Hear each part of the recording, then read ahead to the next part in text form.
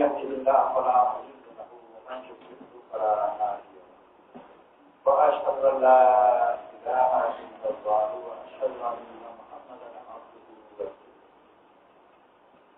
فاعوذ بالله من الشيطان الرجيم بسم الله الرحمن الرحيم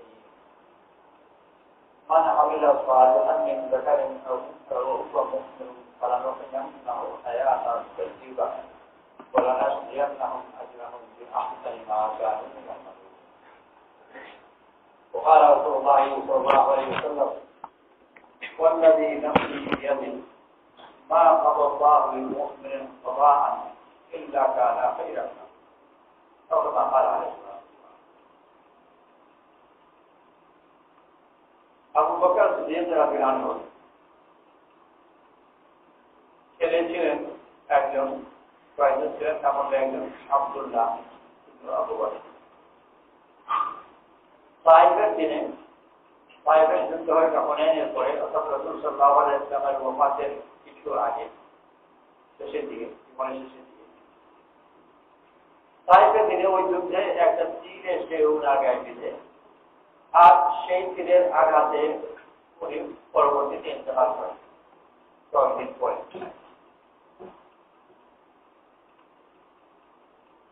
তাইফবাসী বনু Thaqif যাদের তীরে উনি মারা গেছিলেন, কিছুদিন পরে তারা মুসলমান হয়ে গেছে।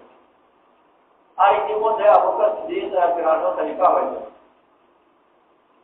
বনু সাকিফের একটা প্রতিনিধি দল খলিফার সাথে দেখা করতে দাঁড়ায়।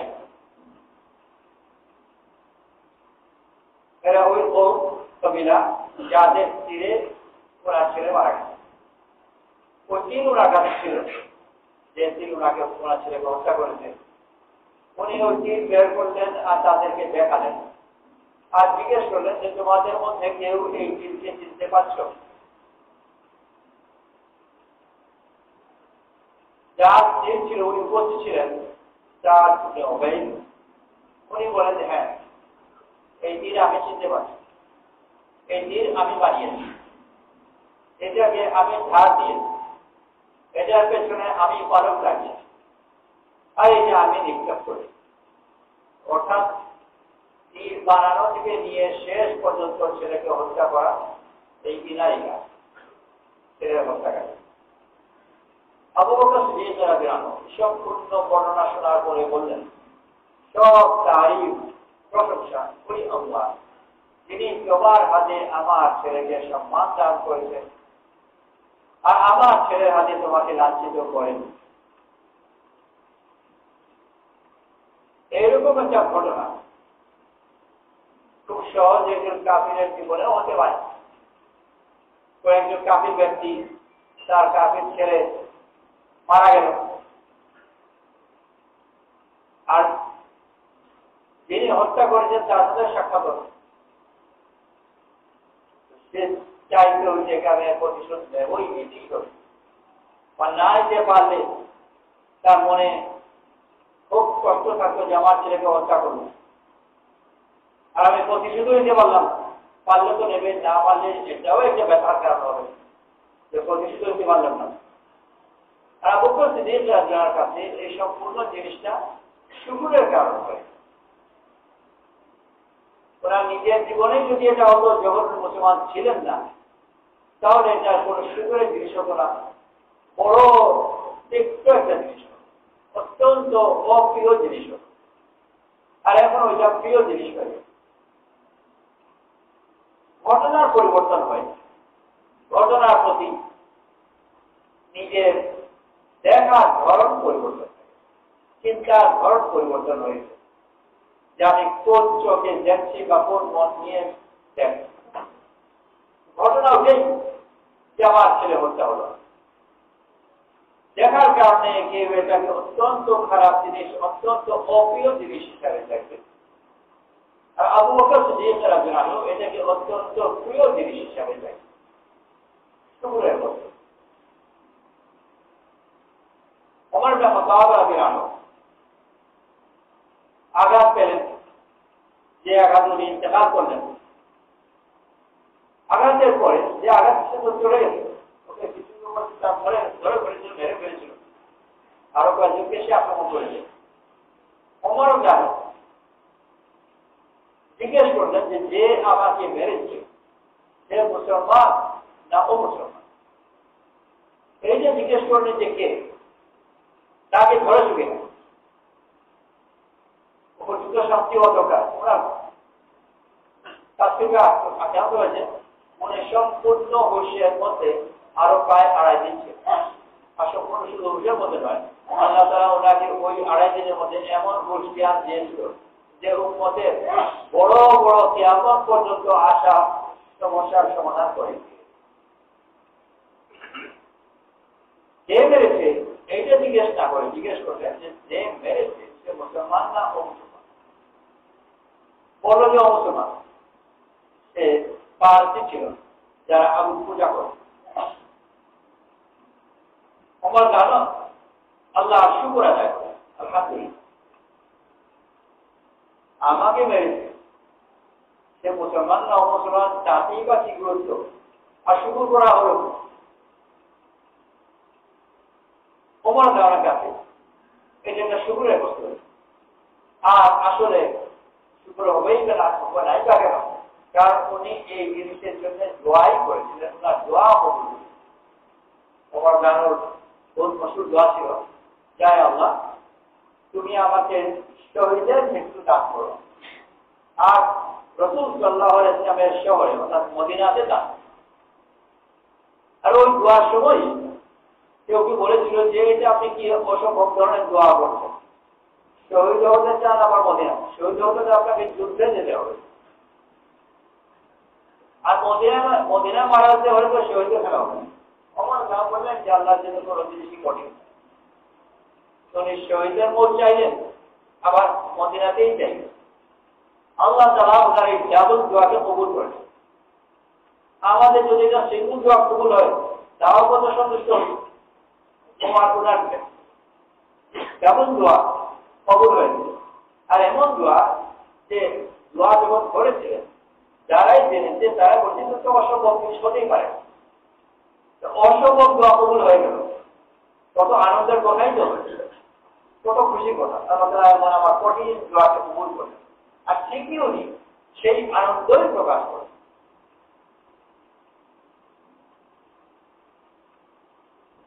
এই যে যদি একজন সাধারণ মানুষের জীবন আছে, তাকে কেউ আঘাত করলো, সে মারা যাচ্ছে, কত মন খারাপ করবে, আর তত বেশি সে এই কথা ভাববে যে কেন আমাকে মারল, আগে আমার থেকে নিরাপত্তার ব্যবস্থা করা উচিত ছিল, উপযুক্ত শাস্তি হওয়া দরকার, তার প্রতিশোধ নিতে হবে, ইত্যাদি ইত্যাদি ভাবতেই থাকতো, আর মন খারাপ করতো। অথচ আবু বকর মন মোটেই খারাপ করতেন। ওসমান রাদিয়াল্লাহু আনহু ওনার বিরুদ্ধে বিদ্রোহ ছিল, বিদ্রোহ যারা করেছিল তার অল্প কয়েক, বড় দল ছিল না, আর সম্পূর্ণ উম্মত ওনার সমর্থনে ছিল। কিন্তু এই বিদ্রোহীদেরকে যে দমন করবে ওসমান জানেন ওনার বাধ্য মুসলমান যারা তাদেরকে অপরদের বিরুদ্ধে অস্ত্র ব্যবহার করার অনুমতি দিচ্ছে। তারা বিদ্রোহী তারা মুসলমান, আর উনি চান না যে ওনার কারণে কোনো মুসলমানের উপর মুসলমান অস্ত্র করা বা কোনো মুসলমানকে হত্যা করা হবে। একদিকে তারা বড় নিরাপদ হয়ে গেল বিদ্রোহীরা। দুনিয়াতে এরকম বিদ্রোহী কখনো ঘটেছে কিনা যে বিদ্রোহী বড় নিরাপদ, একেবারে তার নিরাপত্তা নিশ্চিত। আমিরুল মুমিনিন নিজে তাদের বিরুদ্ধে অস্ত্র ব্যবহার করাকে নিষিদ্ধ করে দিয়েছে। এরকম বিদ্রোহের সুযোগ তারা এসেছে, আর ওনাকে আক্রমণ করতে, তারা হত্যা করতে চায়। ওনার বাধ্য মুসলমানরা বাধ্য ছিল, তারা অল্প কয়েক ছিল, বারবার করে মুসলমানদের কাছে অনুমতি চাচ্ছেন যে আমাদের অনুমতি দিন, আর এটাকে আমরা বাধা দিই, আর বাধা দিলে অস্ত্র ব্যবহার করতে হবে, কারণ সে অস্ত্র নিয়ে এসেছে, খালি হাতে তো বাধা দেওয়া যাবে না। আর ওসমান এই অনুমতি দিচ্ছে। শেষ পর্যন্ত তারা এসে ওনাকে নিরাপদে এসে হত্যা করে দিল।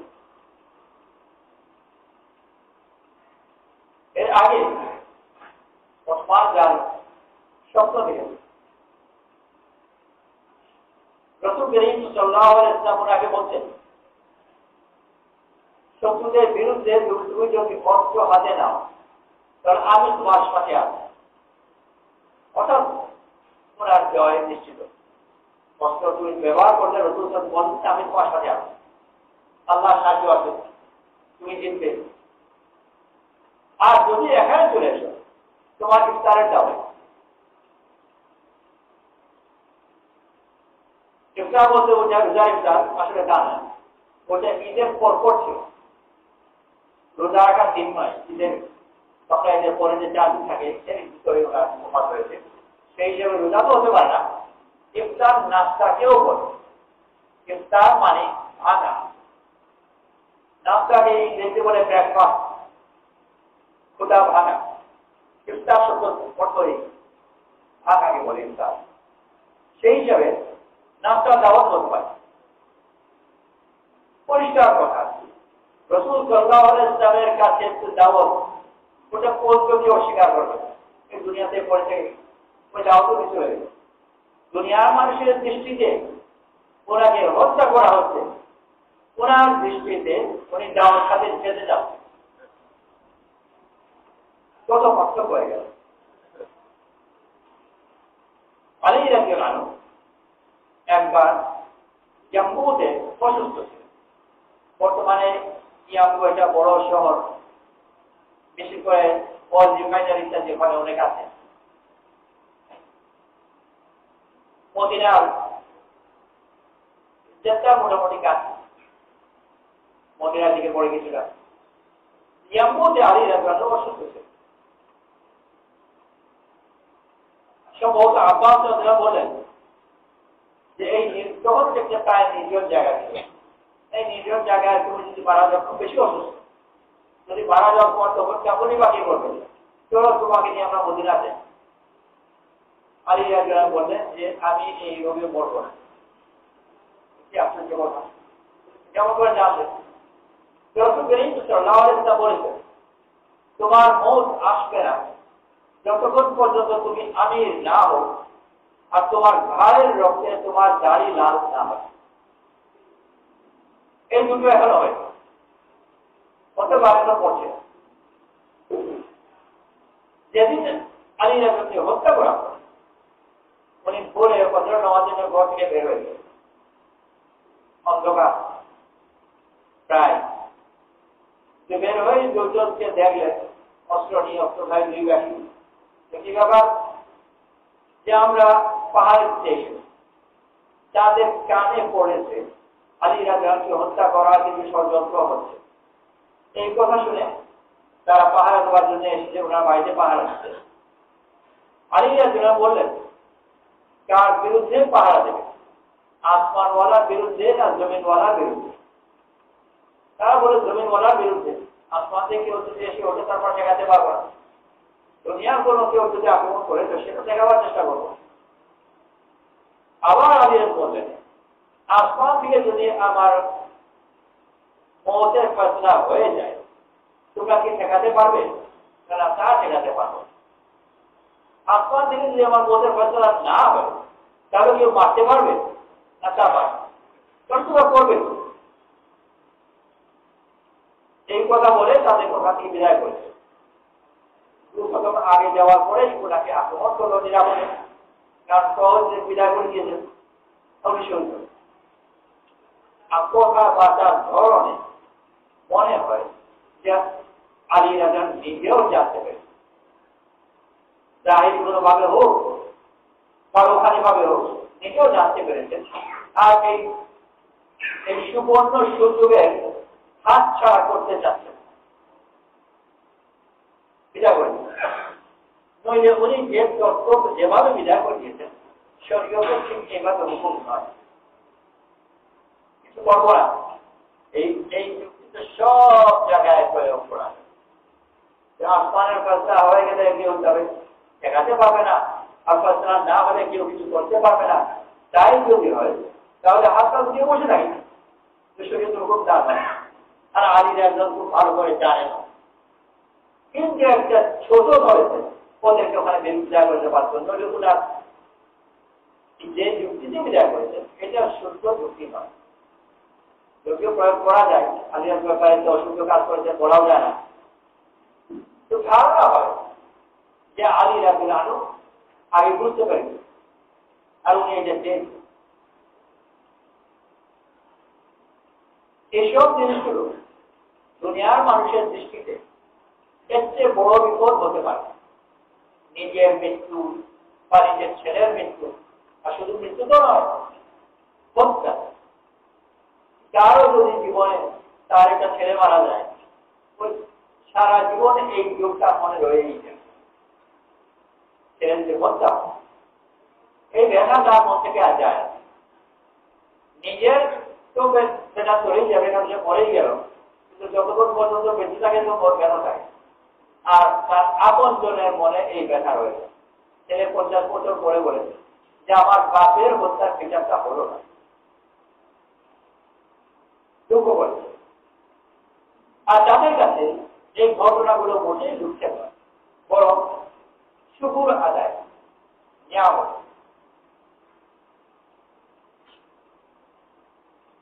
আল্লাহ তাআলা আমাদেরকে নেক আমলের আদেশ দিয়েছে আর ভালো জীবনের ওয়াদা।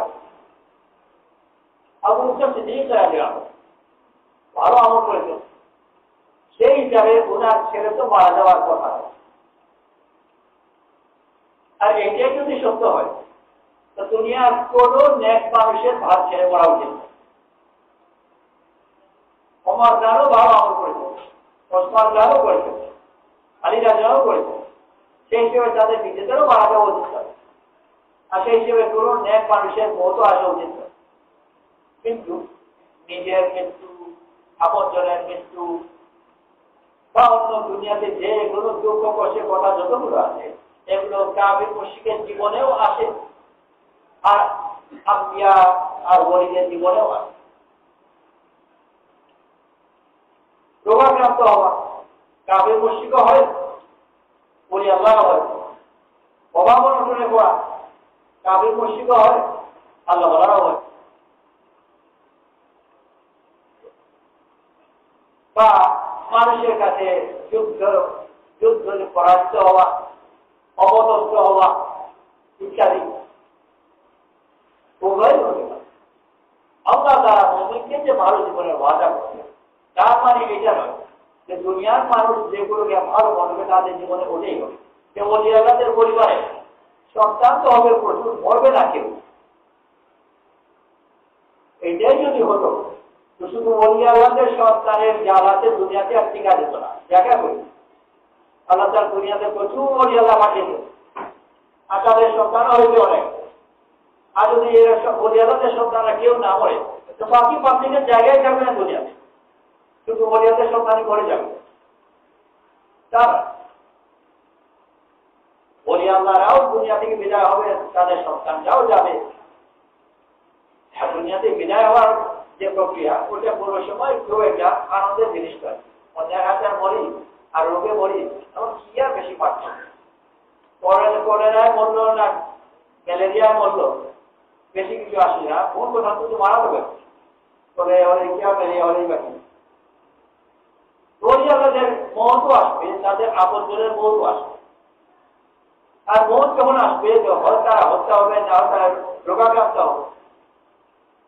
তাহলে এটাই যদি হয় যে রোগ এলো, মৌত এলো, তো ভালো জীবন আর থাকলো না। এগুলো তো দুনিয়ার সবচেয়ে বড় বিপদ। আল্লাহ তাআলা যে ঈমানদারদের ভালো জীবনের ওয়াদা করেছে আর ওয়াদাকে পরিপূর্ণও করেছে, তাদের জীবনের যেগুলো মানুষ কষ্টের কথা বলে, এই কষ্ট না দিয়ে নয়, বরং তাদের দৃষ্টিকে পরিবর্তন করে। তাদের দৃষ্টিতে এটা কোনো কষ্ট নয়, বরং শুকরের ব্যাপার। আবু বকর সিদ্দিক আমার নেক আমলের পরিণতি এটা নয় যে ওনার ছেলে মরছে, বরং ওনার ছেলে মারা গেল। ওনার নেক আমলের বদল হলো এটা যে আল্লাহ তাআলা ওই অবস্থায় ওনাকে আলহামদুলিল্লাহ বলার তৌফিক দান। আর এই আলহামদুলিল্লাহ যে আবু বকর সিদ্দিক রাদিয়াল্লাহু আনহু বলছেন, এটা শুধু মুখের চিন্তার কথা নয়, মনের ভিতর থেকে বলছেন আলহামদুলিল্লাহ। আর এইটাই তো যেমন একজন মানুষের জন্য আলহামদুলিল্লাহ বলতে পারা মন থেকে এর চেয়ে বেশি কি আর চাওয়া হতে পারে। আমার কারণ ওনার মন ঠিকই আসছে, আল্লাহ তাআলা ওনাকে যে নিয়ামত দান করেছেন নিজের মৃত্যুতে উনি আলহামদুলিল্লাহ বলতে পারেন। আর আমার ওই একই কথা যে মনের গভীরতা থেকে আলহামদুলিল্লাহ ওনার দোয়া কবুল হচ্ছে। ওসমান জানো রাসূল সাল্লাল্লাহু আলাইহি ওয়াসাল্লামের দাওয়াত খেতে যাচ্ছেন আখিরাতের জগতে, তো কত আগ্রহের সাথে হবে। ওনার মন ওনার কাছে আসছে, উনি বড় আগ্রহের সাথে এই মূর্তি গ্রহণ করছেন। আর উনিও আল্লাহর শুকর আদায় করতে করতে রাসূল সাল্লাল্লাহু আলাইহি ওয়াসাল্লামের দাওয়াতে যান। আলী রাদিয়াল্লাহু ব্যাপারও তাই। আল্লাহ তাআলা যে ঈমানদারদেরকে ভালো জীবন দিয়েছেন, যেটাকে মানুষ বলে যে খারাপকে ভালো পরিবর্তিত করে দিয়েছে, তার তাকদীরে যেটা আছে ওটাই ঘটে, যেটা হওয়ার ছিল ওটাই হতো। কিন্তু আল্লাহ তাআলা ওটার ভিতর মঙ্গল দেখার তৌফিক নসিব করছেন, যার কারণে উনি ওটাকে এটা নিয়ামত মনে করছেন, যেটাকে অন্য লোক মুসিবত মনে করছেন। बहुत नामकरा साहाबी ছিলেন সাদ ইবনে আবি ওয়াক্কাস রাদিয়াল্লাহু আনহু, তিনি মুসলমানদের পক্ষ থেকে প্রথম তীর নিক্ষেপ করেন বলেন। আর তীর নিক্ষেপ করতে হলে ভালো চোখের প্রয়োজন, চোখে ভালো করে নিশান করতে হবে, দেখতে হবে, তীর নিক্ষেপ করতে হবে। আল্লাহ কি করা, তিনি মুসলমানদের প্রথম তীর নিক্ষেপ করলেন আর চোখকে দিনের ওয়াস্তে অত্যন্ত উত্তম ব্যবহার করলেন। আল্লাহ তাআলা শেষ জীবনে ওনাকে অন্ধ বানালেন। অন্ধ হয়ে মানুষ করবে এত ভালো কাজ করলেন, আল্লাহ তাআলা ওনাকে অন্ধ করলেন। দুনিয়ার মানুষের বলতো যে এই জীবনে এই বর্তমান জমানাতে নেক কাজের কোনো ফায়দা নেই। আল্লাহ তাআলা এটাকে চিনলই না। আল্লাহ এটি একটু খেয়াল করা উচিত ছিল না যে দেশ চোখকে আল্লাহ তাআলা চোখের যুদ্ধের জন্য ব্যবহার করেছেন, ওই চোখকে আল্লাহ তাআলা নিয়ে নিলেন। শেষ পর্যন্ত দীর্ঘ শ্বাস টেনে বুঝলাম না ব্যাপারটা।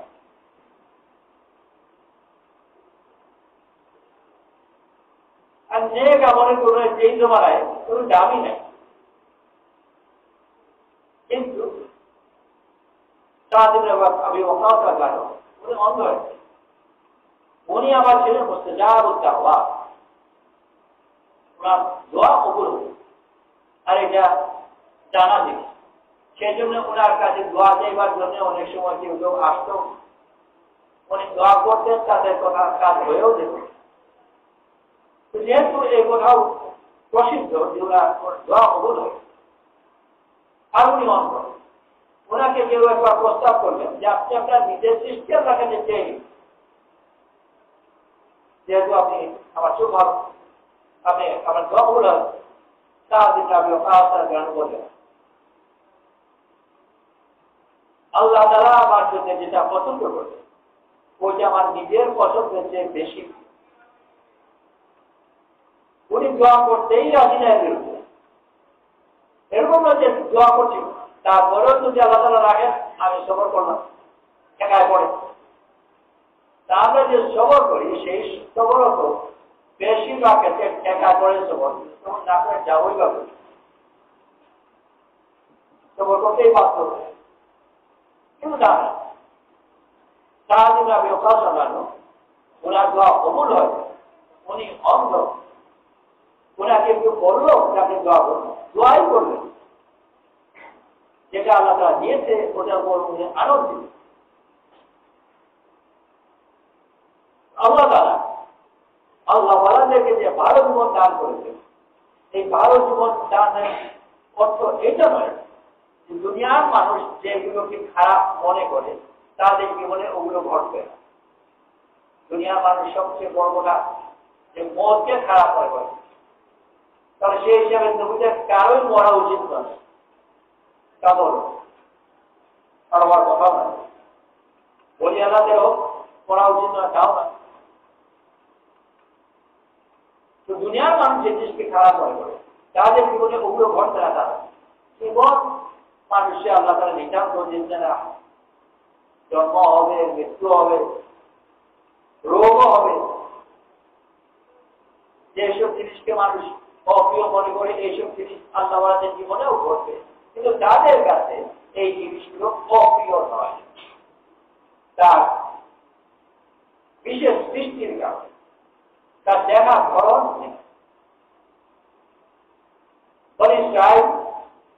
মুসা ইসলাম সহ এমন একটা অবস্থা এসে পড়ল যে সামনে সমুদ্র আর পেছনে ফেরাউনের বাড়ি। সামনে যদি যায় সমুদ্রে ডুবে পড়বে, না যায় ফেরাউনের বাহিনী এসে ধরবে আর মারবে। এই অবস্থায় পড়ে পেরেশান হয়ে গেল। আর বলল ইন্না লাকুম, আমরা যখন ধরা পড়ে গেলাম। মুসা আলাইহিস সালাম বললেন কাল্লা ইন্না মা'আ রাব্বি সায়াহদিন, নিশ্চয়ই না আমার সাথে আমার রব আছেন, পথ দেবেন, পথ দেখাবেন। অবস্থায় বলে ইসরাইল পেরেশান হচ্ছে, মুসা আলাইহিস সালাম মোটেই পেরেশান। পার্থক্য বুঝার মধ্যে কি বলে ইসরাইলের দেখার ধরন এক, মুসা আলাইহিস সালামের দেখার ধরন ভিন্ন। দেখা মানে শুধু চোখের দেখা নয়, এই জিনিসটাকে বোঝা। আজকাল এই শব্দ বিশেষ করে যার মার্কেটিং টার্গেটিং যারা পড়ে খুব বেশি ব্যবহার করে, অ্যানালাইসিস, প্রচুর ডাটা সংগ্রহ করে, তারপর সেই ডাটা সংগ্রহ করে ওইটাকে অ্যানালাইজ করে, এর অর্থ বের করেছে। আল্লাহ তাআলা ঈমানদারদেরকে তাদের ভিন্ন অ্যানালাইসিস ফর্মুলা দেন। যা যা ওই ঘটনা ওইটাই, কিন্তু অ্যানালাইসিস ভিন্ন, যার কারণে ওখান থেকেই ভালো রয়েছে কথা বের করে। তো দুনিয়ার মানুষ তাদের মধ্যে অ্যানালাইসিস কিছু করে, আর পরে সে কখনো আনন্দ পায়, কখনো পায় না, কখনো অন্য লোকে আবার তাকে বোকা বলে। বিরল একটা অপারেশন, আর এই অবস্থায় রোগী বেশি বাঁচে না। রোগীর এক নার্সকে জিজ্ঞেস করলো বা ডাক্তারকে বোঝায় যে আমার বাঁচার সম্ভাবনা কেমন। ডাক্তার নিশ্চয়তার সাথে বললো যে একেবারে 100 ভাগের 1 ভাগ বাঁচবে না, ভালো। সে বললো যে আমি শুনেছি বড় এমন একটা অপারেশন যেটাতে বেশিরভাগ রোগী ভালো হয় না, আমি কেমন করে বলতে ভালো বলে তারা আমরা একটা হিসাব রাখি, প্রত্যেক মাসে একটা হিসাব আছে। এই মাসে এই অপারেশনে এই হাসপাতালে 99টা হয়েছে আর মারা গেছে, আর আমাদের রেকর্ড হচ্ছে যে 1% বাঁচে। তো সেই হিসেবে আপনার বাঁচাটা নিশ্চিত, 99 জন এই মাসে মারা গেছে। এই অ্যানালাইসিসের কারণে এই ডাক্তার এই রোগীর ব্যাপারে অত্যন্ত আশাবাদী।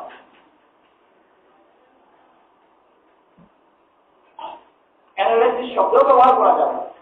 আল্লাহ তাআলা তার নেক বান্দাদেরকে দৃষ্টি দান করেন। মানুষ অন্ধ আর না বুঝে ভয় পায়, না বুঝে আনন্দিত, আর প্রায় উল্টো।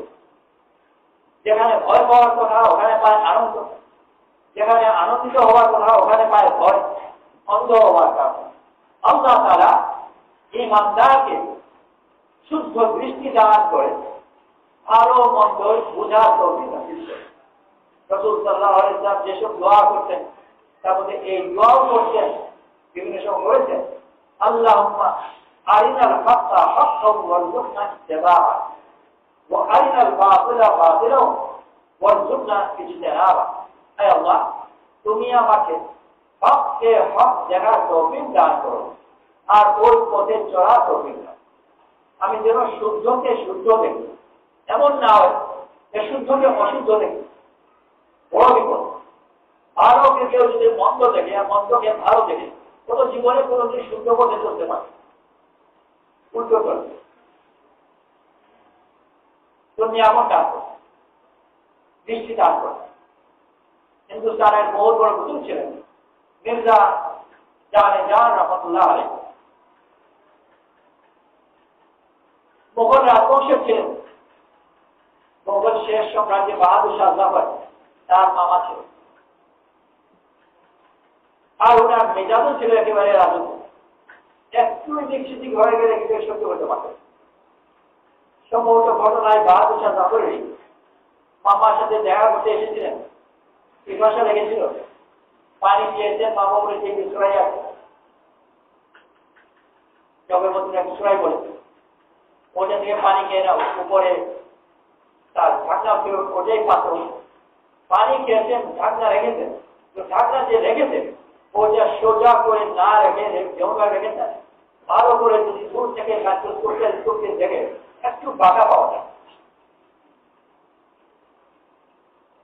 উনি এমন মেজাজেরই ওনার মাথা ধরে এই সুগাকে রাখা না, এই জাতীয় মেজাজের লোক, রাজবংশের লোক, ওনার জমানার সবচেয়ে বড় মুক্তি করা যায়, জমানার সবচেয়ে বড় শেষ,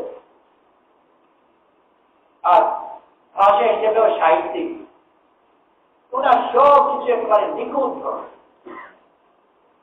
কিন্তু একজন মানুষ যতই নিখুঁত হোক না কেন তার তালিম করতে প্রয়োজন। নেক বান্দাদের জন্য বড় একটা জিনিস আলাদা সব জমানায় শিখেছেন তা থেকে, ওইটা সবর। আর সবর দিয়ে আল্লাহকে পাওয়া যায়, সবর ওয়ালাদের আল্লাহ তাআলা সাথী হয়। কত বড় নিয়ামতের কথা! তিনি এত নেক লোক, আল্লাহ তাআলা ওনাকে বড় বড় নিয়ামত দান করবেন। সেই সব বড় নিয়ামতের মধ্যে একটা নিয়ামত হচ্ছে সবর, যে সবর দিয়ে আল্লাহকে পাওয়া যায়।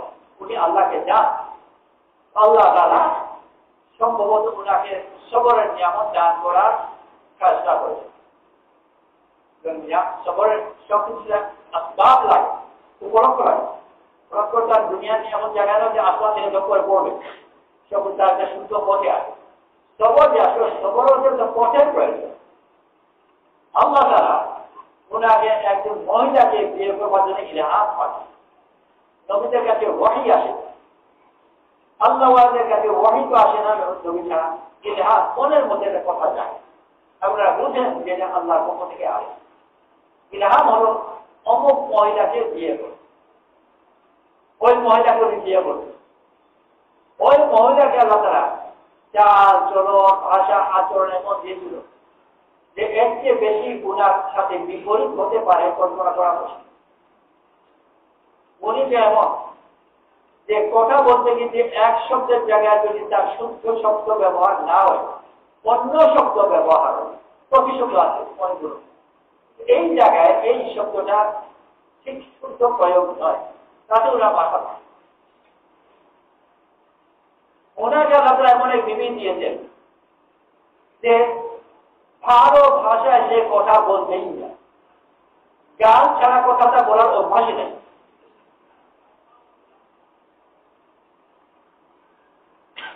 ওনার হচ্ছে একেবারে নিখুঁত ভাষা, আর সেই মহিলার ভাষা হচ্ছে যে নোংরা ছাড়া শব্দ সে ব্যবহার করা জানে না।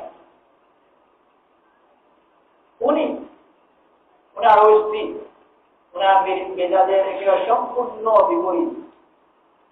উনি ওনার কোনো খাদিমকে পাঠিয়েছেন ঘরের ভিতর বাজার করার জন্য, যে বাইরে জিজ্ঞেস করে না প্রয়োজন আছে কিনা।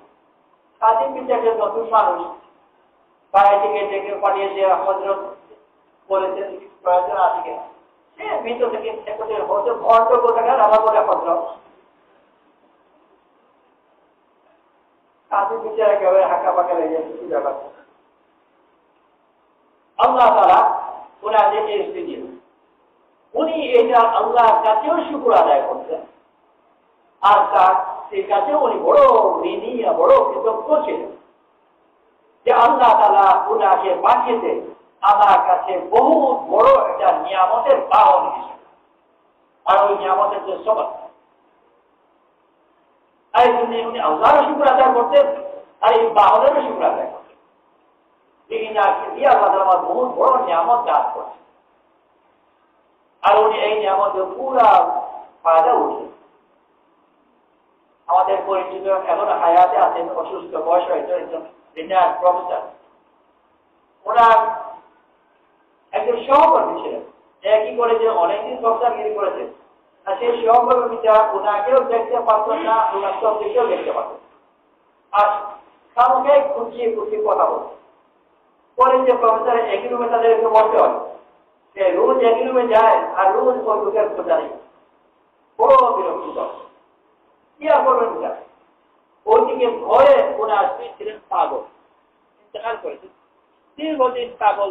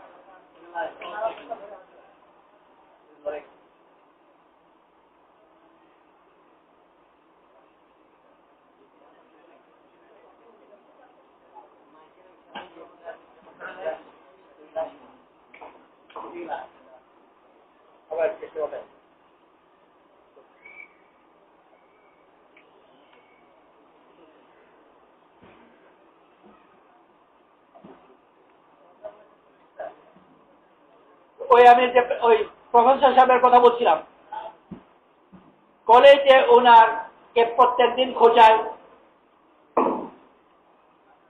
আর ওনার ঘরে ওনার স্ত্রী দোকানে। ওনার স্ত্রী ছিলেন পাগল। দীর্ঘকাল পাগল থাকার পরে বিচারী সম্ভবত কয়েক বছর আগে ইন্তেকাল করেছে। ওনার একটা কথা বড় সুন্দর লেগেছিল, আমাকেই বলছিলেন একবার। আমি জানি, কাছে থাকার কারণে ওনার কলেজের এই ব্যাপারেও জানি, আর ওনার স্ত্রী পাগল এই কথাও জানি। তো সেই প্রসঙ্গে উনি একবার বলছিলেন যে এই দুজন মিলে আমাকে সবর শিখিয়ে দিয়ে, কত বড় নিয়ামত সবর। আল্লাহ তাআলা আল্লাহওয়ালাদেরকে ভালো জীবন দান করেন, তাদের জীবনের প্রবাহকে পরিবর্তন করে নয়, ওইটাকে দেখার তৌফিক দান করে। এই জিনিসই আল্লাহ তাআলা মুসা আলাইহিস সালামকে নবুয়তের সাথেই প্রথমেই দান করলেন, যে লাঠি কি আর সাপ কি ওটা শিখায়। আবার যদি সে প্রতিনিধিত্ব শব্দ ব্যবহার করি, যদি এই শব্দগুলো ব্যবহার করে আদরের সারা কিন্তু ব্যবহার করছি, আমাদের ওই সব বলতে একটু সহজ হয়। ওই অ্যানালিসিস, যে সাপ তো দেখি, তারপরে এটাকে আমরা নিচে বুঝি না জিনিসটা কি, লাঠিও দেখি, তা বুঝি জিনিসটা কি। মুসা আলাইহিস সালামকে আল্লাহ তাআলা যখন জিজ্ঞেস করলেন, হে মুসা, তোমার জানা আছে দুনিয়ার মানুষ সাধারণত যে দৃষ্টিতে দেখে, মুসা আলাইহিস সালাম ওই দৃষ্টিতে যা দেখা যায় তাই বলছে। আমার লাঠি, এটা করে আমি হেলাত দেই, এটাতে পাতা ছেড়ে খাওয়াই, এটার মধ্যে অন্যান্য উপকার আছে।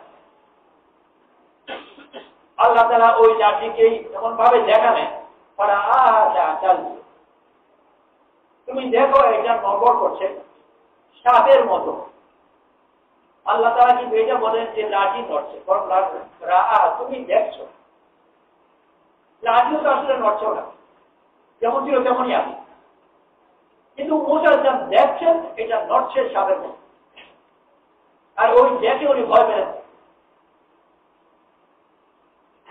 আল্লাহ তাআলা বললেন, ভয় পেও না, এটাকে ধর, ভয় পেলেন না। তো লাঠি যেটা উপকারী দেখতেন ওইটাকে ফেলতে বললেন, সাপ যেটাকে ভয়াবহ দেখতেন ওইটাকে ধরতে বললেন। সাপকে মানুষ ক্ষতিকর জিনিস মনে করে, জাদুঘরদের ওখানে গিয়ে ওই লাঠি ওনার সবচেয়ে বড় উপকারী জিনিস ছিল। সাপ, লাঠি ফেলে দিয়ে হয়ে গেল সাপ, আর সাপ হয়ে ওনাকে খুব উপকার করল।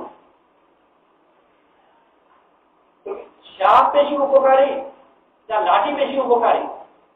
সাধারণ মানুষকে জিজ্ঞেস করা হয়েছে আপনাদের কি পোকার মতো কষ্ট করে, কোথায় সাপ আর কোথায় লাঠি? তো মুসা আলাইহিস সালামকে যদি ফেরাউনের দরবারে জাদুঘরদের এই ঘটনাটা দিয়ে পড়ে মুসা আলাইহিস সালামকে কেউ জিজ্ঞেস করতো যে লাঠি বেশি ভালো না সাপ বেশি ভালো, মুসা আলাইহিস সালাম কোথায় কি আর কোথায় কোথায় লাঠি কোথায় সাপ, সাপ কত বেশি ভালো? জাদুঘরের এত অসংখ্য সাপ, লাঠি দিয়ে কিছুই করা যেত না, সাপ এই সব কিনে ফেলেছে। আল্লাহ তাআলা মুসা আলাইহিস সালামকে ভিন্ন ভাবে দেখান।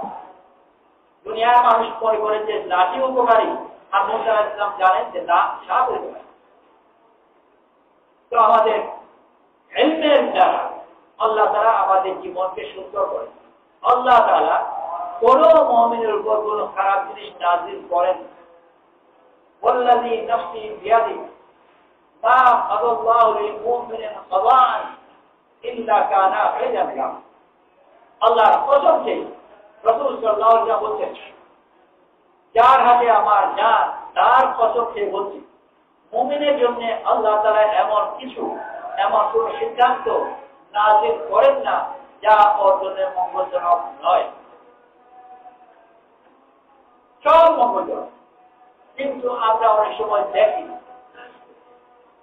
অত্যন্ত ইমানদার বিপদে পড়ে, রোগ হতে পারে, অভাব হতে পারে, শত্রু হাতে পড়তে পারে, কত কিছু হতে পারে, অথচ সব জিনিসগুলো নেওয়া। ফুযাইল ইবনে আইয়াদ বহু নাম করা ওলি আল্লাহ ছিলেন, আর প্রায় সমান নাম করা ডাকাত ছিলেন। উনি যে জমানায় ডাকাত এবং বিখ্যাত ডাকাত, মারা গোটা আশেপাশের অঞ্চলে দূরে পর্যন্ত বাচ্চাদেরকে ধূপ পড়াবার জন্য খুঁজে আসি বাচ্চা চুপ করে। আর এই ঘটনা আছে, উনি তওবা করার পরে একবার যাচ্ছেন, আর রাস্তা থেকে শুনছেন ভিতরে এক মা তার বাচ্চাকে বুঝে যে চুপচুপ খুঁজে আসবে। উনি নিজে শুনে কাপড় থেকে বলে যে ওই বুঝেন নেই, আল্লাহ কাছে তওবা করলেন, তওবা করেও যে ওই ব্যক্তি ছিল। এই বুঝে যখন ডাকাত ছিলেন তখন ওনার হাতে পড়েছেন ডাকাতিতে এক ওলি আল্লাহ, একজন ওলি আল্লাহ পড়লেন, আবার ডাকাতে আসে, তোকে বলবো যে আবার কেউ ডাকাতে আসে পরে ঠিক আছে, ওলি আল্লাহ তো নিরাপদে যাওয়ার কথা, কিন্তু তা নয়। ওই ওলি আল্লাহ হুজুরের হাতে পড়লেন, ডাকাতি হলো, জিনিস নিয়ে গেল। হয়তো বা এই ওলি আল্লাহ আবার হুজুরের তওবার উপলক্ষ হয়েছে। আল্লাহ তাআলা কাকে কোন ভাবে কেমন করে ইস্তেমাল করে আল্লাহ তাআলাই যে বেহতর জানেন। কিন্তু ঈমানওয়ালা তার জীবনে যা কিছু ঘটে ঈমানের দৃষ্টিতে দেখার কারণে ওইটাকেই নিয়ামত দেখে, ঈমান না থাকলে যেটাকে মুসিবত দেখে। আল্লাহ তাআলা আমাদেরকে ঈমানী দৃষ্টিতে দেখার তৌফিক নসিব করুন। আল্লাহ তাআলা নিয়ামতের মধ্যে ডুবে আছে, কিন্তু নিয়ামত দেখি না, না দেখার কারণে পেরেশান। যদি এই নিয়ামতগুলো দেখতে পারতাম, শুকর আদায় করে শেষ করতে পারতাম, আল্লাহ আমাদেরকে তার নিয়ামত দেখার তৌফিক নসিব করুন। এই জন্য আল্লাহ তাআলা আমাদেরকে নেক আমাল দিয়েছেন, ঈমান দিয়েছেন, ঈমানে মেহনত দিয়েছেন, যাতে আমাদের চোখের পর্দা সরে যায় আর আল্লাহর নিয়ামতকে যেন দেখতে পাই। আল্লাহ আমাদের নিয়ামত দেখার তৌফিক নসিব করুন। সুবহানাল্লাহি ওয়া বিহামদিহি, সুবহানাকা আল্লাহুম্মা বিহামদিকা, নাশহাদু আল্লা ইলাহা ইল্লা আনতা, নাস্তাগফিরুকা ওয়া নাতুবু ইলাইক। সুবহানা রাব্বিকা রাব্বিল ইজ্জাতি আম্মা ইয়াসিফুন ওয়া সালামুন আলাল মুরসালিন ওয়ালহামদুলিল্লাহি রাব্বিল আলামিন।